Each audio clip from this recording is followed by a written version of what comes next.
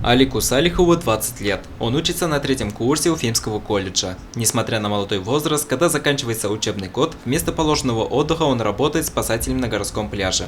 Ежедневно Алик следит за всеми купающимися, чтобы те не попали в беду. Вместе с ним за порядком на водоеме сидят еще 5 человек. На территории городского пляжа чрезвычайной ситуации, к счастью, не было. Мы желательно рекомендуем очень сильно поддерживать правила поведения в воде. Но если что, мы всегда на чеку, всегда здесь. Мы работаем с 11 утра до 9 вечера каждый день. Пока спасатели следят за безопасностью, купающиеся, несмотря на не самую лучшую летнюю погоду, все же не отказывают себе в удовольствии окунуться в воду Туяляса. Встретить здесь можно было как жителей города, так и гостей с близлежащих регионов. Сам с Челябинска, Челяба, привет.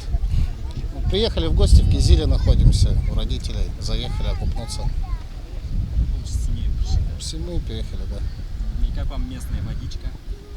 Ну, сегодня солнце что-то, конечно, не постоянно радует, но водичка хорошая, вроде чисто, приятно. Пришли с детьми, нравится купаться.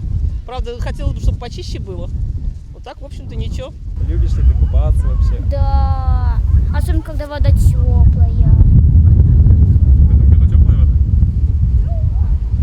Не могу сказать, потому что я привык уже к воде. Плаваю чисто для удовольствия.